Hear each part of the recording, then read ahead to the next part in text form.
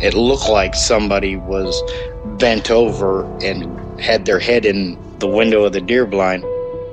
It either heard me or smelt me, and he pulled his head out of the tent and stood straight up, and that shocked me.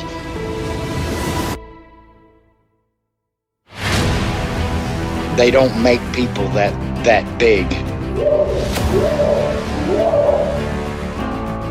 The way it moved,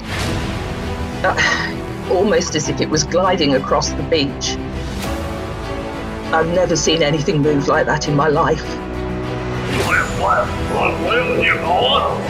They were screaming at each other in gibberish. It sounded like a language, and they were chuntering away back and forwards, back and forwards, back and forwards. I know what a bear looks like, and there is no way on this planet that what I saw were bears.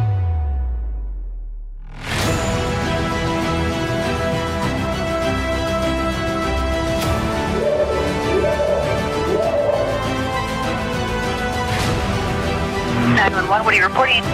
Jesus Christ, you better... Sheriff, Zia! Hello? Get somebody out here. What's going on now, sir? That son of a bitch is about 6'9", I don't know. Do you see him now, sir? Yes, I'm looking right at him. Uh-oh.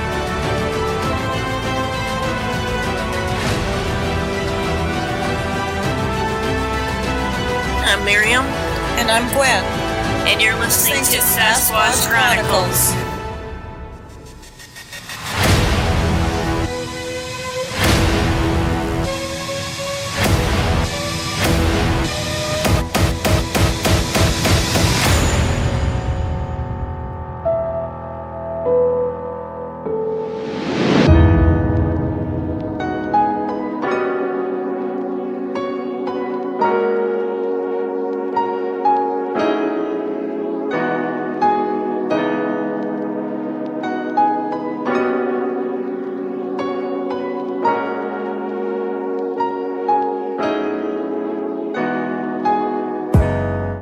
Welcome to the show, everyone. Thanks for being here tonight. Got a great show planned for you tonight. We're going to be talking to Chuy, who is from Idaho, and he lives near a canyon, and he decided to go down to this canyon. He met a good friend of his, Raymond, who we will also be talking to, and Raymond actually is a federal investigator, and so they go down into the canyon. They have an encounter down in the canyon, and Chuy goes home. Chuy doesn't live, he's out in the country. He doesn't live far from this canyon, and he starts experiencing weird things around his house. Something on his roof, his children and his wife telling him they saw an upright dog looking over the fence, 7-foot tall fence, and just a lot of really bizarre things going on and around Chuy's home. And so we'll be going into all of that tonight. Thank you so much for being here tonight. If you've had an encounter and you'd like to be on the show, shoot me an email. My email address is wes@sasquatchchronicles.com. Let's jump into it tonight. I want to welcome Chuy to the show. Chuy, thanks for coming on. Yeah, you bet, man. Thanks for having me. Yeah, and I also want to welcome Raymond to the show. Raymond, thanks for coming on. Thank you, Wes. I appreciate it. Yeah, and I know you and I will be doing a separate interview to kind of go over the encounters you've had without Chuy.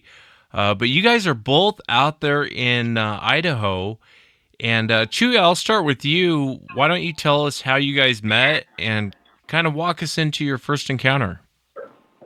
Yeah, you bet. Well, when I first met Raymond, he had a Bigfoot sticker on the back of his truck, and that sparked my interest because, I've had some, an encounter years ago, and, my family's had encounters with Bigfoot. So we just, started talking, and before we knew it, we had the same interests, the same beliefs, and that kind of kicked it off.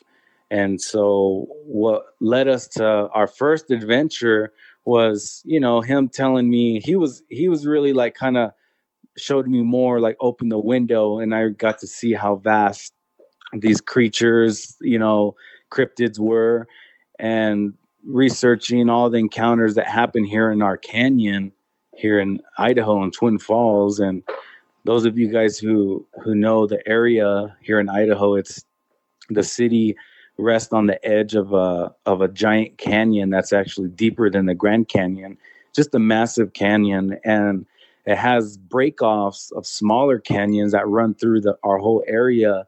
And one of those small break-offs is actually like 3 blocks from my house. It's just down the street, less than 3 blocks. And so Raymond and I decided to go and just to investigate the area by my house. Just one of the reasons why is, when we first moved here, we went to the canyon rim and we wanted to go hiking. And I remember asking the house is closest to the canyon if there was a trail. And the gentleman said, no, there's not, that we shouldn't go that way. And I went anyway, and there was a trail, and we just hiked down a little bit. And like a few days after that, the city put up a giant fence with, a welded bar fence, and it was off limits. You couldn't go in there anymore. So when I told Raymond this, he's like, oh, we got to go down and check it out. So that's what we did. We went down there in the daytime, drove in my vehicle from my house down there. Like I said, it's just down the street. But we weren't planning on staying at night till nighttime, because in the canyon, down in the canyon, it gets darker a lot faster, and it gets pitch black when it gets dark. So we weren't carrying flashlights or anything. So we're down there walking, we grab a little piece of grass and you put it between your thumbs, and you could do like wounded rabbit calls and stuff. So we were doing that, and we heard a giant growl, and this growl, we assumed it was a mountain lion. It sounded like a mountain lion. And in that general area, we remember like looking up the tree and seeing this tree that was just shredded. I mean, it was like 10 to 12 foot up this tree, like somebody just took a chainsaw and shredded the heck out of it. And so we knew like, ooh, that looks like a grizzly or something, but there are no grizzlies here in this part of Idaho. So we turned around. We thought it was wise. We went the opposite direction, and we get to hiking, and we're talking, having a good time, talking about cryptid stuff and just our different perspectives of what these creatures are. Mainly Bigfoot. That's what we went down there for, was to see if there were signs of Bigfoot, because they're reported here in this area. And we're walking, and before we know it, it's dark, because we're just having fun out there hiking and enjoying the scenery. And it turned dark, and we're like, man, we, got ahead of ourselves. We're like an hour away from the truck. So right when it starts to get dark, we start hearing movement around us, like twigs breaking, rustling. And for me, I'm already terrified. I don't even have a weapon. Like Raymond's the one, he's carrying like a 41 caliber, and I don't have anything. I think I have like a pocket knife. And so I'm walking in, and this is like my first real investigation, or, whatever you want to call it. So I'm like really scared.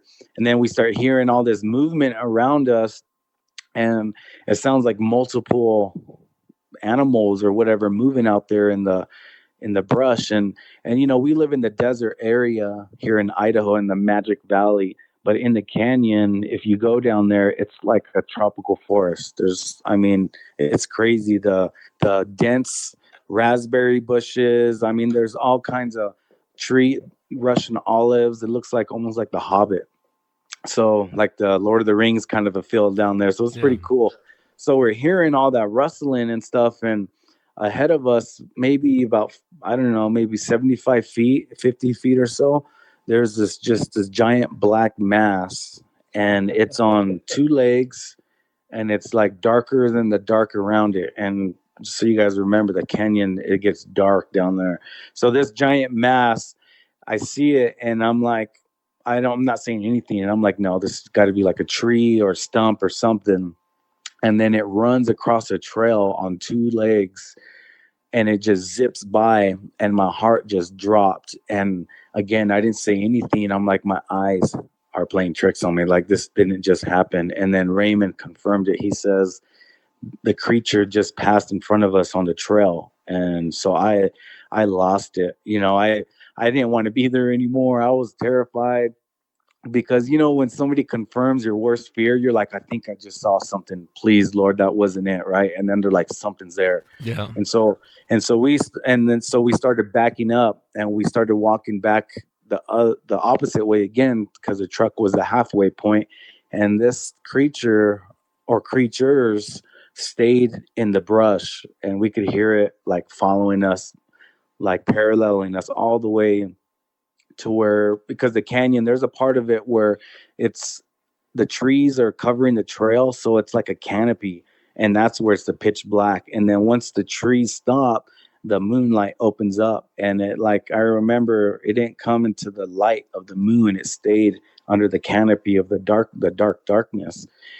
And so we get into my ride and we come home, and it's again just down the street, and we're thinking, and we're like, man, this is what just happened. What did we see? And we're like, we seen a Bigfoot, you know? And so we open a bottle of whiskey and we start drinking the whiskey, and we're talking like that just happened down the street from my house, you know, like literally it's there, you know, and we're trying to figure out what it was and how big it was. And, you know, it was on two legs for sure. It couldn't have been a person out there, you know, that's what we're thinking. So about a week, and this was November. Before you go into it, Chuy, because I know the story gets much worse and it changes. Before we jump on to the next portion of it, Raymond, let me ask you. So when you guys were walking down the trail, what was it that you saw? I saw 80 to 100 feet in front of us.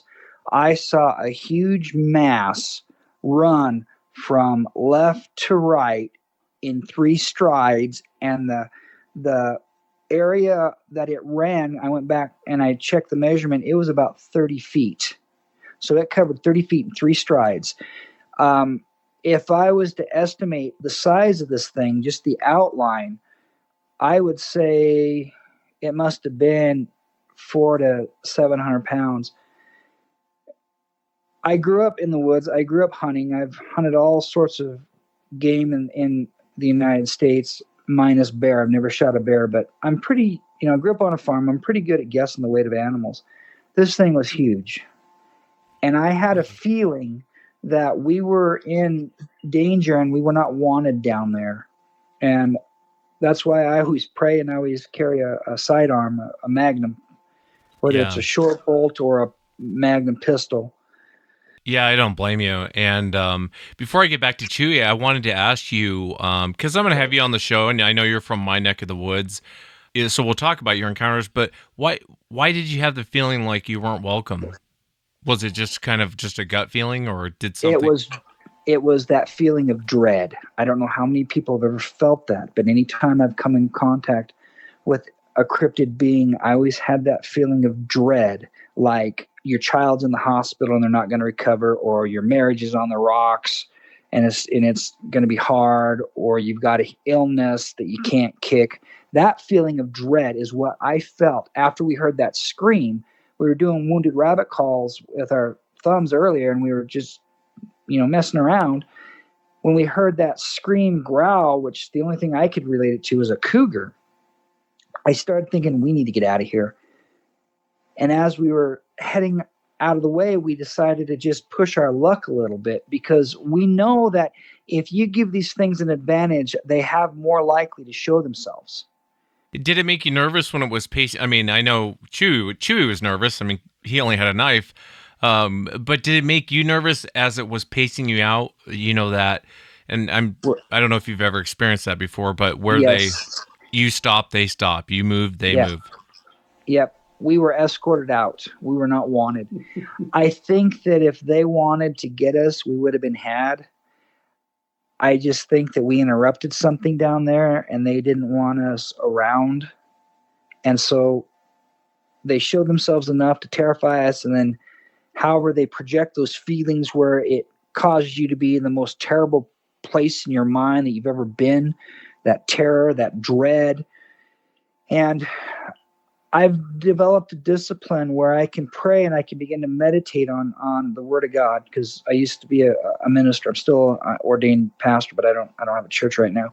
So I've spent a lot of time with the experiences that I've had learning how to deal with that fear and that dread. And I was having a hard time keeping that fear and that dread down, even though I felt I was pretty well protected with the firearm I had. At least one of us would be getting away. Yeah, I had one of you guys. Yeah, I was thinking, you were telling me you were a Star Trek fan before we started the show, and I was thinking Chewie's a red shirt guy. Poor guy has got a knife, and you got the gun. Star Trek reference. Yep, I understand. Sorry, Chewy. Um, so Chewy, you guys go back. You guys are drinking it up, talking about what you saw. I would imagine, it's your heart's probably going a million miles an hour. So I would have sat and drank with you guys too as well if I was in that situation. So what happens next, Chewy? Well, just so you guys know, I'm of Hispanic Mexican heritage, and Raymond is he's corn-fed white boy, right? So we were joking. He's redneck white boy. We were joking, saying like, "Man, I hope this thing likes white meat and not dark meat." It had a choice of whatever it wanted, the white or the dark meat. So Yeah, I couldn't decide. So, anyways. I gotcha. We were on the menu. Yeah, we were on the menu. Well, so we're here, we're having a good time talking about it, and it's really in shock. And and this was November of 2018. So, the snow was already starting. I remember when we went, there was still patches of snow. So about a week later, and I've told my wife about it, but I didn't get too detailed. She doesn't like to mess around with any of this stuff. And she told me one night, about a week after, that something loud thumped on top of my roof. And she said it sounded massive, and it was right above our bed. And she could hear it walking like on two legs, and she was frozen in fear. She couldn't move. She said she wanted to yell. She wanted to wake me up, but she couldn't move. And she laid there what seemed forever, she said, as this thing walked on our roof. And then she was thinking, as the time went on, she's like, was that a dream? She was able to move again. She's like, I think that was a dream. I'm not going to wake Chewy up, And so in the morning, she told me what happened. And I'm like, are you serious? I was like, something was up there? She's all, something was up there, or it was a dream. Something happened. So I go outside, and it was snowing. And I look on my roof, and I could see tracks on top of my roof right where my bedroom is at, but the snow is covering it, but you could see the tracks. And I don't know why, I just looked on the house next to me, and there's tracks on their roof too. And on the house next to them, like, my mind is like, what? Something was walking on our roofs at 3-4 in the morning, and it traveled like it was going to the canyon, because the canyon's just down the street to the left of me, a few houses away. So my mind went there. I'm like, I think something was there, and I was like, man, I don't know what to think of this. Maybe it was just a bird or something. My heart was hoping that, because I've never heard of a Bigfoot coming in, being on your roof, because that's what we thought we saw that night. And so a few days later, and I'm on edge already, right? I'm on edge. I'm already thinking worst case scenarios of all kinds of things. And a few days later, maybe a week or so, I'm woken up around 3 or 4 in the morning. Something like a thump woke me up in the house. So I got up, and I come, and I'm like, I heard something. Something woke me up. And there's times if anybody's listening, if you wake up at night, something woke you up. It's either a creak in the house or something. Like, I know that something woke me up, and I woke up for a reason. So I went and I checked the doors. Doors were locked. Made sure my 2 daughters, I have a little 8-year-old and a 4-year-old, they were sleeping, tucked away in their bed, and my wife was sleeping. So I just stayed up for a little bit, and I was thinking about the roof thing. I'm like, man, was that from the roof or just, what was it? And I stayed up a little bit, and I ended up going back to bed. So then I woke when the sunlight came out. I went outside just to look again.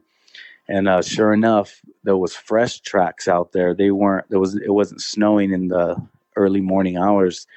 And I got my ladder, and I looked up there, and the tracks I was thinking maybe it's the Bigfoot, but they weren't human looking. They were like triangle, they were wide on one end like a triangle, and they thinned out like thin it was weird, but they were bipedal. And, I could send those those pictures to you, Wes, if you want. I still have them on my phone. Yeah. And then again, I didn't mean to cut you off, Chuy. I would love to see them. And so I have your description right. The front, so where your toes are at, is the fattest part of the triangle, and as it goes back to the heel, that's where it turns into kind of that's where what would be the top of a triangle.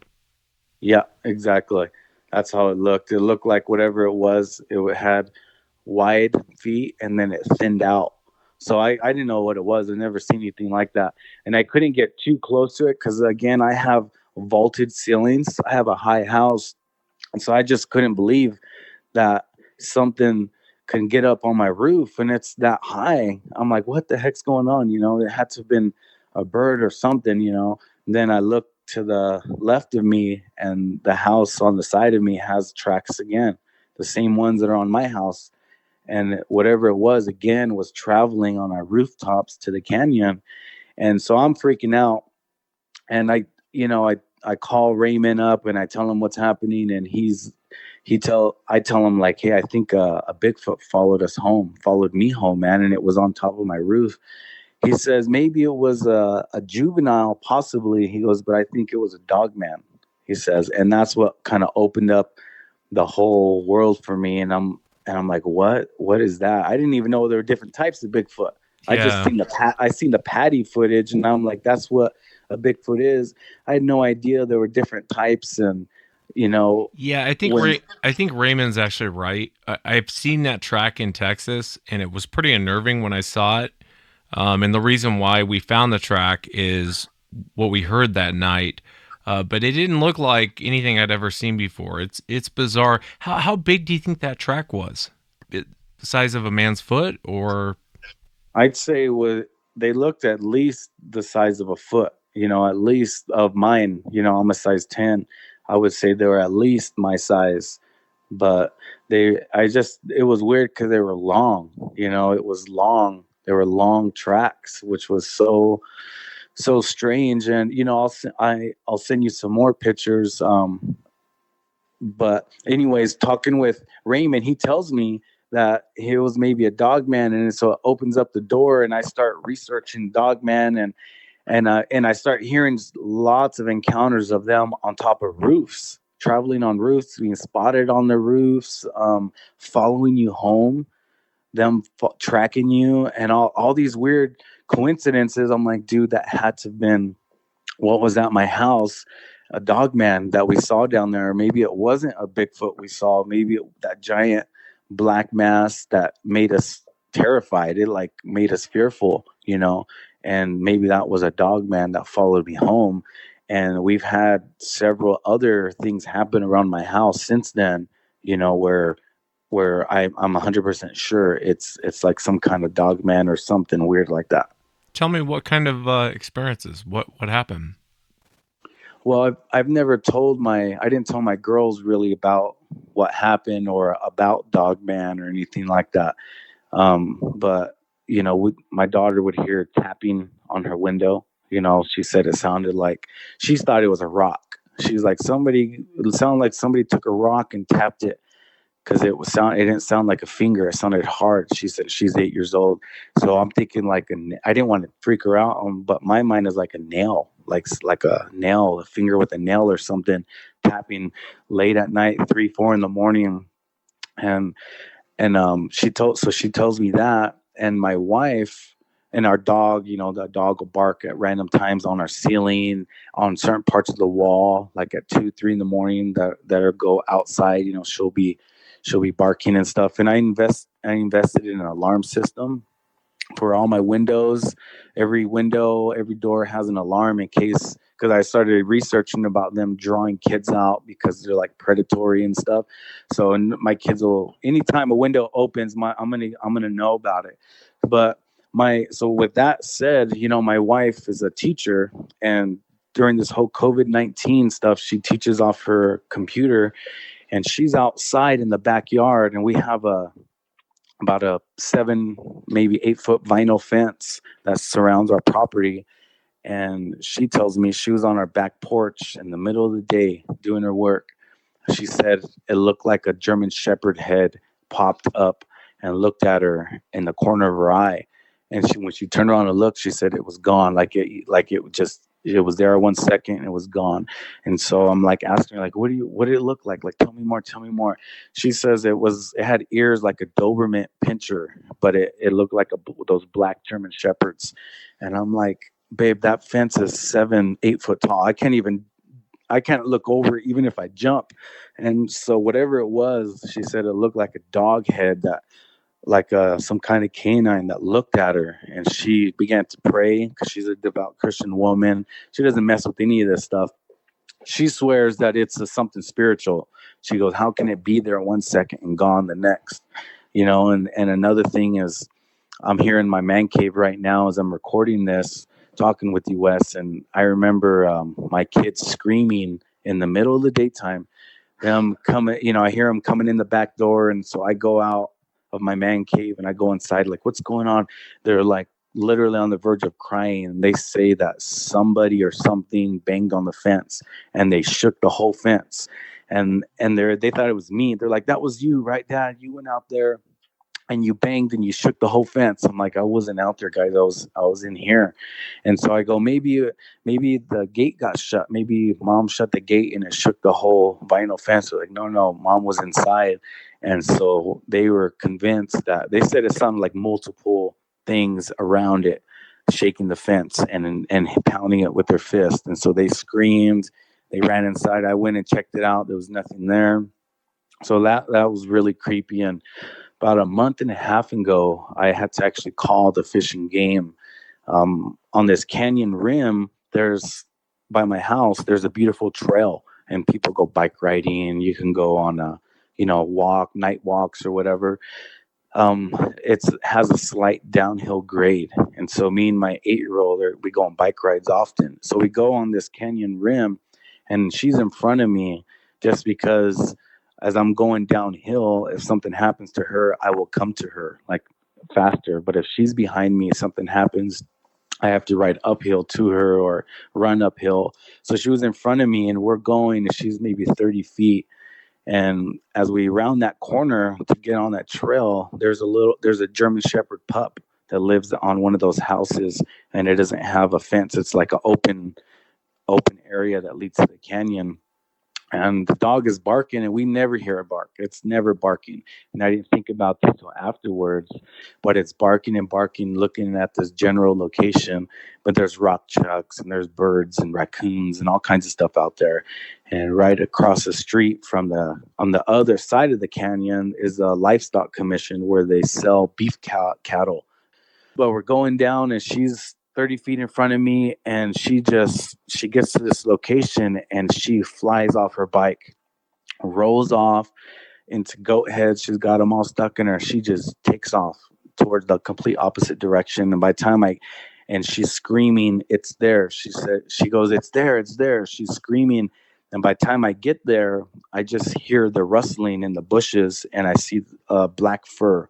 That's all I can see is black fur and rustling. And I'm backing up, and I'm off my bike, and I'm backing up towards her, and she runs to me, and she's crying. She literally is crying. And I'm like, what did you see? She said it looked like she said it was gonna grab me. She goes, looked like it was gonna grab me. It's black, and it had ears. She thought it was a black bear. She goes, I think it was a black bear because it had the big ears. She goes, it looked at me, and it came towards me, and then it seen you, and it ran back into the bush. And I'm like, well, do you think it was a bear? And she's like, she goes, it had the mouth like a bear and the ears pointing up like a bear. And that's what her mind goes. When you see something you can't really explain, your mind goes to something that you could reckon, So that's what she said. And I started digging her brain, and she told me that it had a massive neck. I'm like, was it small or was it big? She goes, it had a big neck. And I'm thinking about it. I'm like a mane or something, like a, whatever it was, has more hair around the neck than it does anywhere else. And so I called the Fish and Game, and they came down, and they were packing heat, and they wouldn't go in there, but they were looking around, and they're like, whatever it was didn't leave any tracks. It wasn't in a spot with dirt or mud. It knew, like they were saying, like it knew what it was doing almost, not to leave a trace. And so he asked me, has there been any reports of big black dogs around here? And I didn't say anything about a dog. And I said, no, they're not that I know of. I told him, have you heard reports of the big black dogs? He was like, no, I'm just trying to see maybe if she saw a Labrador or something. And I'm like, I don't think that was a Labrador, man, that she saw. And he wouldn't go in the bush, but he had his gun ready. And he's like, okay, well, don't come out here at night. If you do, come in groups and make lots of noise. He's like, we're going to investigate it, and we're just going to see what. He goes, we can't put traps right here in this area. He goes, but I'm going to talk to my supervisors and see what we could do. And that's the same area that we heard the growl, the same general area where we saw the shredding of the tree. And it's pretty much the same area where the creature was that we saw. And that same canyon system, I remember popping fireworks on New Year's of 2019, and I was the only one on the street doing it. And I remember lighting them off, and I heard the most pissed off scream / yell / howl. I can't even explain it over the fireworks. And I remember my wife saying, what is that? And then as the fireworks died down, the yell howl was still going. And I got a sense that whatever it was pissed off that we were popping fireworks, like it didn't like it. And we went inside. We cut our firework show short that night. So that's kind of what's been happening. And what I did was I have a plum tree in my backyard. And, me being a Christian man and a man of faith, I made some crosses out of the wood, and I put anointing oil, and I buried them in the four corners of my property and prayed over it and basically asked for a hedge of protection. And we haven't had anything happen on the property itself, like in my general area, since that happened. Yeah, kind of a bummer going out looking for Bigfoot and running into something else. Raymond, let me ask you, and that's terrifying, Chuy. That whole thing's terrifying. And I got a roof story for you later. But Raymond, so you go over there, and I'm assuming you looked at the tracks? Yes, sir. What did you think when you first saw them? I was going, that's not typical Sasquatch behavior that I know of. I am not an expert. I'm really not a researcher. By trade, I am a federal investigator. So those skills I've learned over the years, I know how to do that. But again, as far as a cryptid investigator, I'm just a life witness. And I'm not an expert in any of this. I just see, witness, hear other people's accounts, and try to make the best of it. And as I'm looking at them, I'm going, you can see that the toes are more prominent, but the heel is more slender. And it looks to me like a large raccoon track. And I've seen online a lot of dogman prints that look real similar to that. And because this is a more rural area, Chuy lives out kind of on the outskirts of town, where this canyon goes completely through the middle of our city. And it goes for a couple hundred miles up to the mountains. So this is a perfect passageway for these creatures. Like we all learned from the movie Boggy Creek, they always follow the creeks. They always follow the waterways as our highways and byways. And but with this, I just said, Chuy, I don't think this is a Sasquatch behavior. I think it's more of a dogman, just because from stories that I've listened from others, and then just being a hunter myself, knowing how different animals do different things in the natural, let alone being a cryptid. Yeah, and I tend to agree with you, Raymond. I remember I found that same track, what Chuy's talking about on his roof, out in Texas, and it unnerved me when I saw it, because it was weird, especially the heel. I've never seen a heel print that would go back like that on such a large scale. You would think all of its weight is carried on its front toes. When I looked at it, that's what I thought. The reason why we found the track is the real brief story. We were out that night, and we heard something roaring and coming down this ridgeline towards us, but it did not sound like any Sasquatch recordings I'd ever heard. It sounded very different. Than we found those tracks, and I thought, oh, great. And I wasn't really sure what Dogman was. Still not sure what it was, but that was kind of the first thing that hit my mind is this looks like a canine type track. Yeah, I've seen those too. Looking online, it just opened the whole world for me because, my I've lived in Hays County, Texas, where, the Blanco River, and I mean, that's hot spot galore for Bigfoot and for Dogman. There's so many encounters, and I've lived there, and I have family from Michigan. My grandma lived in Michigan several years, and my uncle, he is from Michigan. They used to talk. They call it the Wolf Man, or werewolf. But my grandma would tell me stories as a kid how in Michigan that the wolf man would eat the homeless people, that they would come up missing they lived in Saginaw area, I believe, and it would also eat the homeless people who came on the train tracks, like who would they would hitch rides on the tracks, that it would live around the tracks and it would prey on the homeless people. And so they knew about the werewolf, but the term dogman I never heard of the term dogman. But I remember my uncle, who is from Michigan, when we lived in Texas, he told me a story that really made me a believer in Bigfoot, and the story he shared with me is in Hays County. It's really swampy. There's a lot of reeds. It's pretty cool looking, but he's a teenager and he's on a back road over there, and him and his friends pull over on the side of a little back road that's full of reeds and trees and stuff, and they're smoking weed. They're like rolling their joints and they're getting high, and they're teenagers and they're having a good time, and their windows are down and the reeds are right next to my uncle's face. His window's down. He says that two giant hands separated the reeds, and he says the Bigfoot lowered its face and it was like a foot from his face, and it locked eyes with him. And he says it looked at everybody in the car one by one, like it was sizing them up.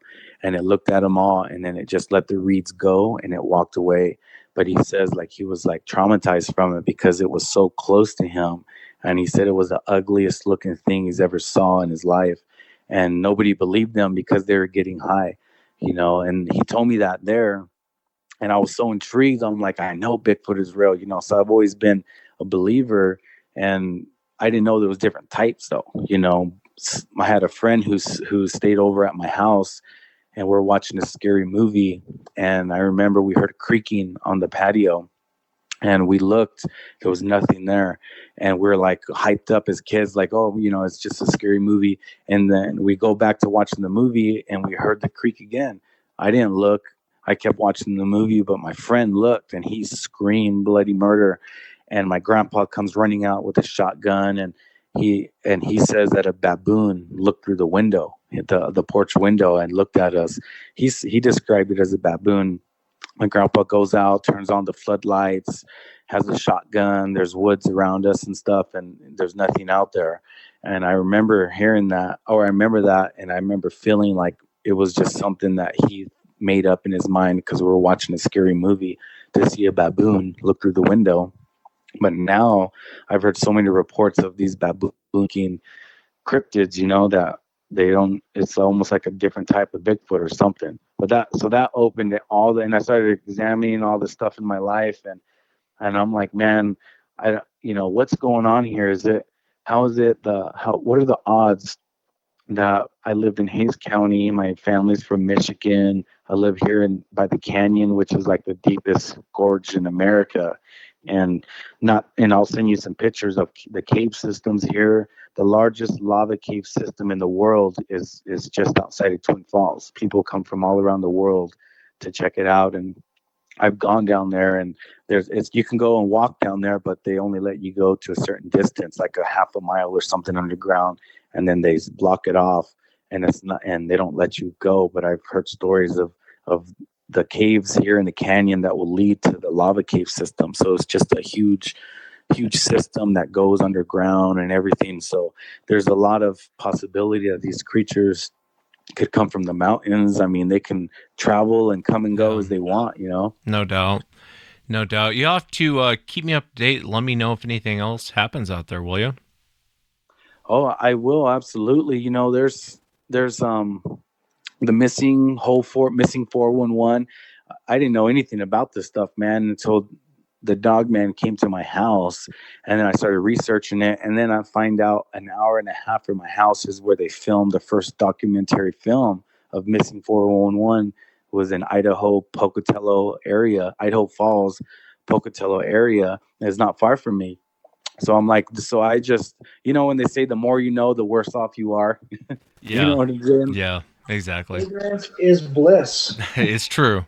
And Raymond, you said you had a Halloween story with you and Chuy. Do you want to tell us about that?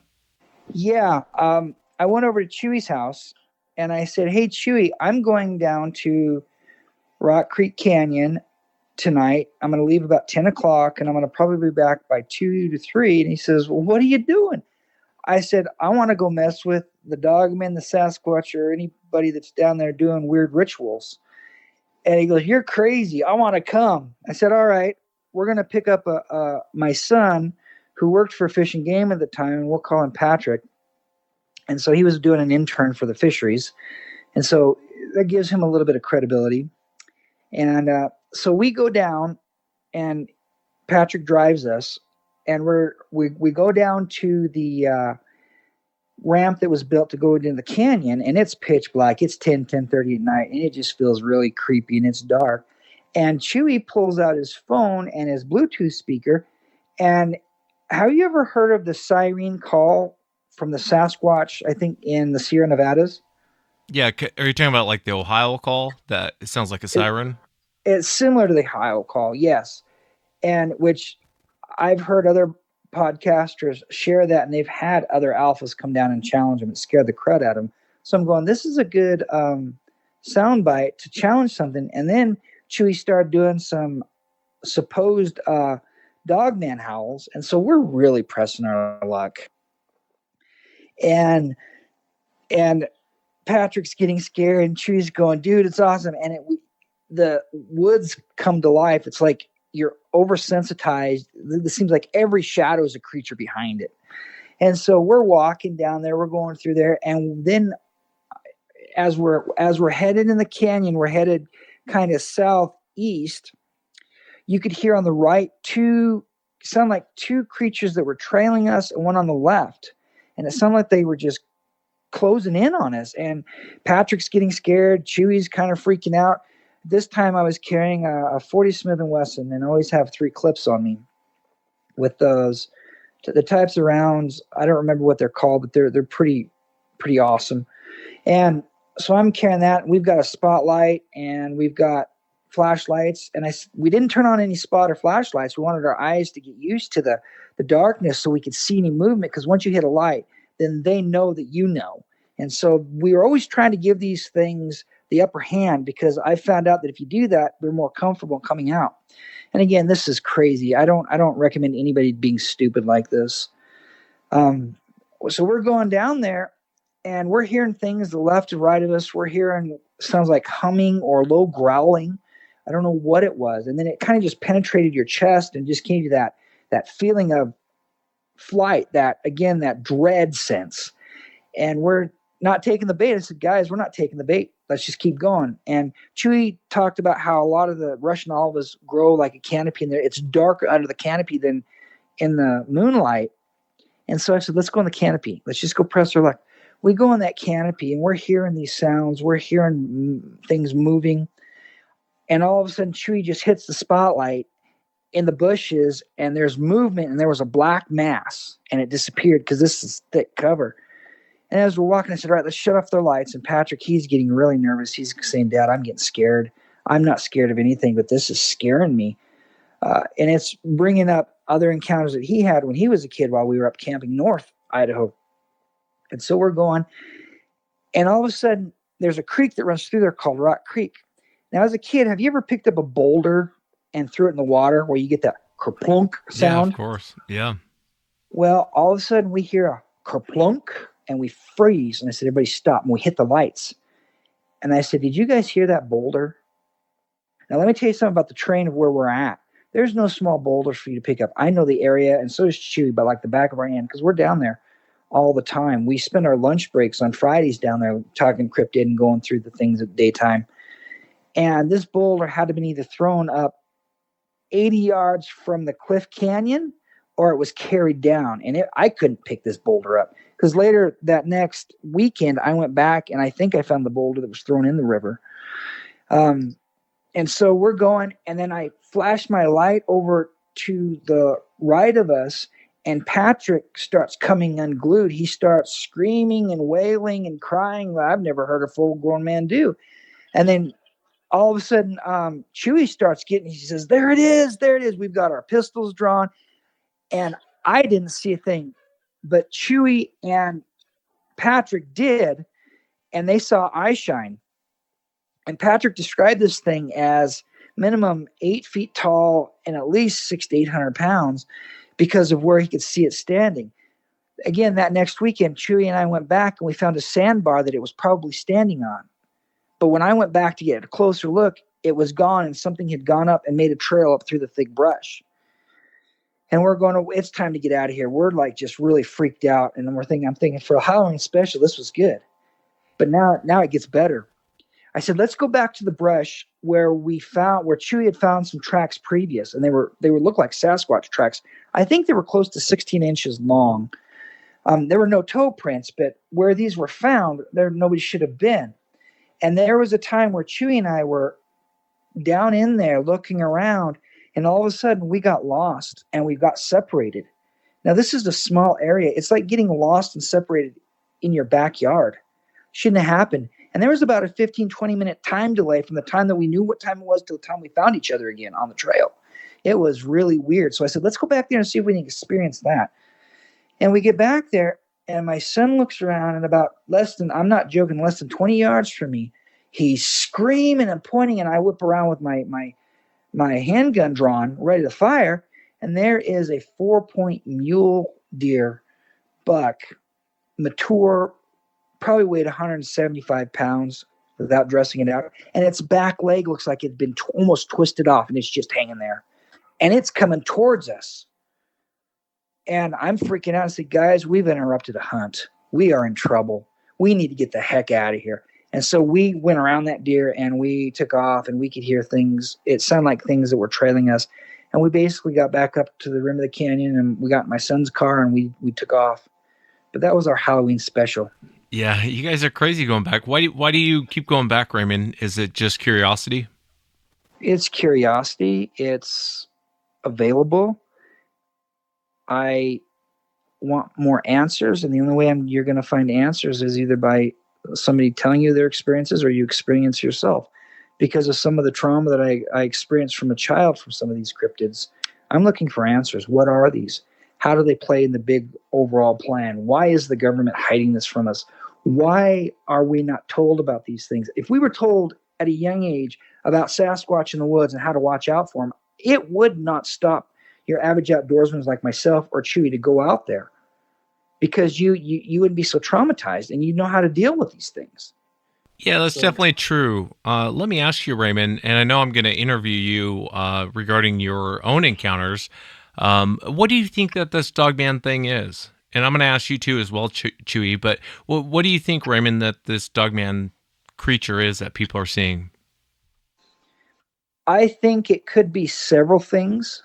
I don't like to say this is the answer and there's no other questions about it. This is what it is. I think it is a multitude of things. Number one, I think some of these things possibly could be human under demonic power that transform, because I've physically seen that myself, whether it was an illusion or bone shifted and skin shaped, and my dad can attest to seeing that happen before. Number two, some of the newer ones could possibly be something that has been made genetically by the government. Three, these things could be old as time itself, from maybe the pre-flood, the antediluvian times. Again, being a man of faith, I've got to go with the Genesis 6 understanding of angels interbreeding with humans and coming out with all kinds of chimeras and things like that. Because if you look in the antiquities, there have been human remains found all over the world, and they've been taken up and destroyed. And I got a story about a guy that has firsthand knowledge of a giant human skull 3 times the size of a normal skull on a reservation. But those are my three best guesses right now. Could some of them be quote unquote from another dimension or alien? Well, it depends on what you believe and what you've experienced. I'm not prepared to discuss that right now, but those are my three best guesses for right now. I hear you. And you may not be too far off on your guesses. And before I get back to Chuy, Raymond, what's kind of the ultimate goal going down there? I mean, what are you guys hoping to accomplish? Is it just kind of a way to get out and kind of adrenaline junkies, or do you guys have a goal kind of going into that canyon? My goal is this. We found shredded tents, we found shredded clothes, we found children's shoes, we found a plethora of things. And what I want to do is I hope that we can get out on a lot of podcasts and things like that to give people information, because information is power. Knowledge is power. And if you know these things are there, and if you know people that have lived through these experiences, there is hope.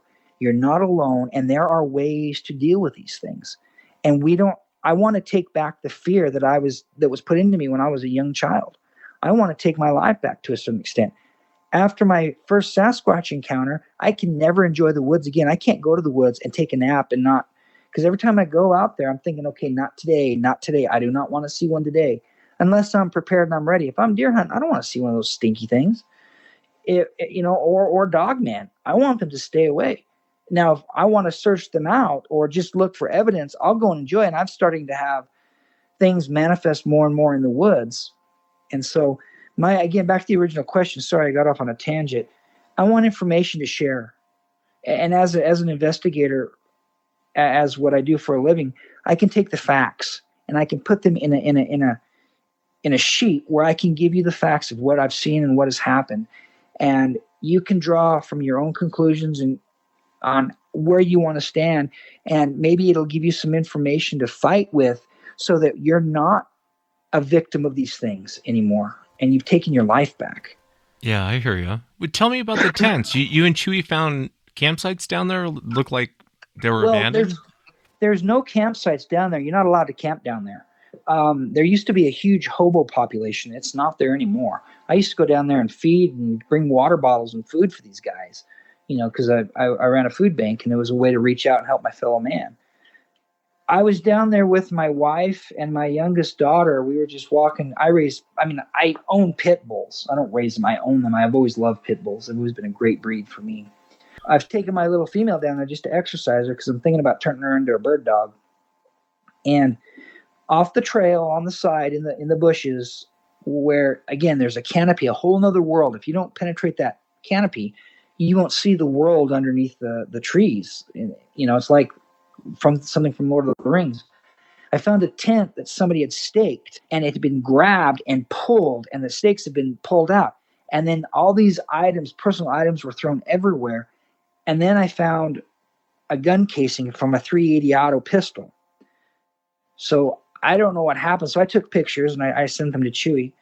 And then the next day I went down there because I was going to collect the evidence to see if I can find anything else. The place had been cleaned up like nothing ever happened. That's creepy. Yeah. That's really creepy. Chuy, what do you think that this dogman thing is?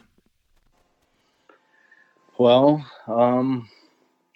just to touch base real quick, what Raymond says, yeah, that is creepy, man. And this is down the street from my house where you have the tent that has been destroyed, the campsite, empty shell casings, but there's no people. There's no blood. There's no bodies. There's nothing. And we find random shredded shoe, a shredded shirt thrown in the tree, weird stuff out there. So, what I think, dogman is, I'm stuck in between. Either there's different kinds because they do stuff that is not normal.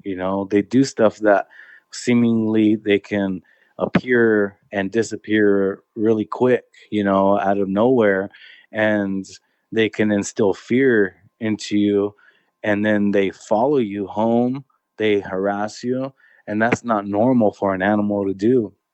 But at the same time, they eat food, like the deer we saw on Halloween night, this big old buck with his leg twisted, like something was grabbed his leg and tried to what has strength and hands to grab a full grown deer and twist its leg off. You know what I'm saying? And so I'm like, man, well, they eat food, they leave footprints, but they follow, they do stuff that's not normal. So my mindset is like, I'm stuck in between. It's a spiritual thing. And then part of me is like, oh, it's an undocumented, some kind of canine that, that's just hasn't been science. The mainstream science hasn't accepted it yet. I always like to say, if they do discover it, I have a name for it already. I'd like to call it Canis lupus erectus. I think that'd be kind of a cool name to have if it was a real flesh and blood creature, So that's where I'm at. I'm stuck in. I can't give you a definite answer because I'm stuck in between, man, because I see them do flesh and blood stuff, and then they do weird, like, spiritual stuff or something, Yeah, it's bizarre, especially the footprints, going from one house to the next. And I know you're out there in the country. Does it worry you at all going down to the canyon? Well, definitely it does worry me. There's times I go down there and again, like, just so like, it's a beautiful area. It's down the street from my house. And I think about it. I was wrestling with it. Like, I'm never going again. I'm never going fishing down there. I'm never taking my family on the bike ride down there. There's always people down there, but it's like, why do I live in fear? And it's like, do I choose not to go down the street from my house? That's so beautiful, where people travel all around the world to go to, do I do that? And I made my decision not to do that. So I do go down to the canyon and I go on bike rides with my family. We take guns now, we make sure our phones are fully charged. We put our kids between us, we just practice caution. But, I am more alert going down there, but it's just such a beautiful area. I don't want to miss out, because I live in Idaho. It's like we're all about hiking and fishing and just enjoying God's creation, and I don't want that to stop. If I didn't want to go and investigate or search the area out, I'd never leave my home, because it's all around me. I'd just be confined to home and never leave. Yeah, I definitely understand what you're saying. From going back to that campsites you were telling me about, or were people, I'm going to call them campsites because there was tents and stuff like that, even though it's not traditional camping. What do you think happened down there, Chuy? Do you think someone died down there, or do you think that someone just abandoned it and left their garbage? What's kind of your gut feeling? Well, my gut feeling that I know something happened, something bad happened. I personally think that some kind of cryptid, one of these creatures, got somebody, because you're not supposed to camp down there, but people do it anyway. And I think that this person had a rude awakening at night, and all he got was one shot off. And he only got one shot off, and that's all it took. The person, I think, was taken, because there was no blood, there was nothing, just his possessions and his tent, and he only got one bullet off. And we'll never hear about that on the news. You'll never see it. And I have those pictures, and I'll send those to you as well. And down there in the canyon, I'll send you all these pictures, of my roof, of the tent. There's a giant canine print, not like the one on my ceiling or my roof. My roof was like an elongated one. This one looks like a giant wolf print. It's as big as my hand. And we could, Raymond and I were down there, and we could, in the snow, it left its footprint, and I took a picture of it. My hand is right next to it, and it's as big as my hand, and it's just a pad of the wolf print, but it's following a buck deer. You could see it following the tracks, and I'll show you those pictures. And the tracks go off into the brush, and in the same area, I'll send you this picture too. I have my foot next to what looks like a Bigfoot print. It's like twice the size of my foot and at least twice the width, just down there in the canyon. And so I think personally, and also with the whole missing 411 just being an hour and a half away, and people coming up missing, man, and I think that person was taken that night, and it got covered up somehow or something. What do you mean the missing 411 being an hour and a half away? Are you talking about a different location from where you're at? Well, yeah, I'm talking about where David Pilates, they made their first film, their documentary film and it was filmed. Gotcha. A big portion of it was in Pocatello or Idaho Falls with that kid who came up missing over there, who's still missing. So I think I put all that stuff into play. It's like a big picture. And I think about all the accounts that are in our area, from like Hell's Canyon, Devil's Corral, the Hairy Man of Birch Creek, the Walking Whistling Bear. All this area is just really, really weird. And there's so many people that come up missing in our area, and what really kind of opened my eyes too is when I was camping in Stanley, which is Redfish, a beautiful area.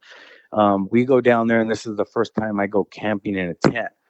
Every year I go camping, it's always in a tent. We rough it out. It's awesome. But we go in this tent in the middle of the mountains, and I go to the ranger station, and I get a map of the campsites and stuff. And the ranger tells me, he goes, "Hey, there's a camera crew out here looking for Bigfoot." And the ranger is telling me this. I'm like, "What?" And he's like, "Yeah, there's been reports of him in the campsites and taking people's coolers and stuff of their food." And I'm like blown away. I'm like, "That's awesome." So I go and we pitch our tent. We go to the secluded place, and it's me, my wife, my first daughter. My second one wasn't born yet, and I have two nieces. So we all go out there and we're walking, and I take a stick, and I've seen it on the Bigfoot shows, right? They hit the tree with the stick. So I did that, and we got a reply back from way out in the valley. And we were laughing. It was like a joke for us. We're like, "No way, the ranger was right. He's out here, whatever." And I go, "I heard him scream too in the show, Bev." And I did a yell. And dude, I give you my word, bro. We had a yell that yelled back from way up in the valley, like bellowed through the valley, dude. And I couldn't even do it that loud. And it just bellowed through that valley, and it scared the crap out of us. And my wife's like, "Okay, stop messing around." I'm like, "Okay, I'm going to stop." And that was our second day there. The first night, our campsite, all these deer would come up to us. Literally, they'd come up and we'd give them marshmallows. You could feed them marshmallow by hand. Just open your hand and they would eat it out of your hand. It's the cutest thing. And they'd have little ones with them. And my daughter and nieces, they loved it. It was so nice. And all the birds around. Well, that night, there was no deer. There was no birds, nothing. And I remember thinking strange. It was like, "Oh man, we were waiting for the deer to come out. Wanted to take more pictures of them and stuff." So we go to sleep, and we're in two separate tents. My nieces are in one. Me, my wife, and my baby are in the other one. There's about 10 feet between us. And we're sleeping, and a growl wakes me up that's between my tents. I'm talking about a growl that it wakes you up because you feel it. I remember feeling it like it vibrated like bass or something. And I didn't say a word, and my wife woke up at the same time. She says, "Did you hear that?" She whispered it, and I said, "I heard that. It was a growl." And she goes, "Did you fart?" She goes, "It smells so bad." And I remember like smelling it, like it was putrid. It smelled really, really bad. And I knew, I was like, "Babe, that's Bigfoot. That's him. He's out there, and we're whispering it, and we didn't hear any movement." So I got my flashlight. I didn't turn it on, and I unzipped the tent really quick, and I did like a Rambo roll, and I swept the area with the flashlight. Dude, there was nothing there. There was nothing there. And I walked around the tent a little bit. I was pretty scared. There was nothing there. And I was trying to figure out, like, did it disappear, or is it like hiding behind a tree and I don't see it, or what? But I heard it. It woke us up, and we could smell it, and I could still smell the smell. So I got my nieces, and we combined one tent, and I didn't sleep at all that night, and I didn't hear anything else. Like, there was no other wildlife in the area that night. So so all this stuff, in our area, I believe that people do get taken, man, and that they're not going to get reported, right? Dead man tell no tales. So Yeah, absolutely. And I'll ask Raymond when I interview him, but I want to ask you, Chuy, what do you think Sasquatch is? I think that Sasquatch is a flesh and blood creature, like the patty kind. I don't even know what type it is, but the patty kind of a Sasquatch. I think it's like some kind of hominid, some kind of undocumented species of like a humanoid type of a thing. And then you have the other ones, like what I've just started to research is like the beast of seven shoots, the ones that have snouts that look like baboons. I think those two are just flesh and blood creatures. I do think that the ones that are like Patty have special powers, even because I've I've heard stories of them communicating with people's minds, doing weird stuff, but I think they're a flesh and blood creature. But I'm a believer that, like, even Native Americans, they hold special powers to this land where they can do stuff because, all the thousands of years on this land. I think that they can do the same thing. Like, they can communicate with animals, they can do different things, but I do think that they're a flesh and blood creature. But when you start getting into the different types of them, I don't know, man, it starts to get really dark. Yeah, it's definitely bizarre. Hopefully we'll have answers one day.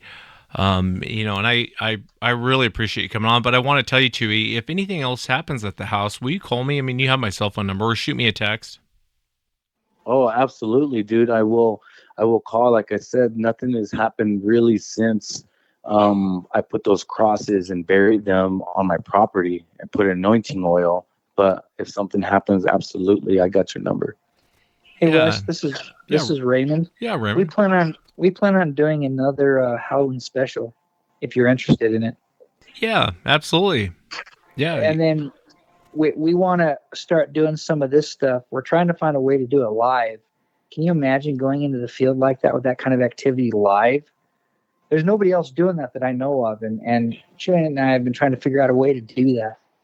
Yeah, you'll have to, we could chat about it offline. I mean, there's different ways to do it down in that canyon, but, I'm a little concerned that if this thing's following Chuy back up, to his home, what the hell is this thing, and why is it following him back up to his home? I definitely have had reports of Dogman and Sasquatch all in the same area. You guys got to be careful down there, that's for sure. Yeah. But, well, I'm hoping that whatever it is doesn't like dark meat, that it prefers white meat. Oh, Chuy, you're too much, man. You're too much. Well, I appreciate you coming on, Chuy. Thank you so much for taking the time. Yeah, you bet, man. You bet. And I'm glad that I can share all this information. And people who know our area, I wouldn't recommend coming down to this canyon like we know the area like the back of our hand, and even like that, we get lost. So I would just say the main reason I go to this canyon is because it's my backyard. Yeah, I'm literally down the street, and I want to go fishing. I go on daddy-daughter dates down there. We go on family bike rides. I mean, that's not going to stop. So it's not like I only go there just to see what's down there. I want to know. I want answers, like Raymond says, but I'm an Idahoan, and camping, hiking, fishing, biking, all that is in my blood, man. Yeah, absolutely. And well, Raymond, I can't wait to interview you. Thank you so much for taking the time to come on the show. Well, thank you. Like I said, I've been listening to you for years, and I'm a big fan. I've learned quite a bit from your guys' work. Yeah, I appreciate it. Thanks again, fellas. Yep, you bet. And that's it for tonight, everyone. Remember, if you've had an encounter, shoot me an email. My email address is wes@sasquatchchronicles.com. Until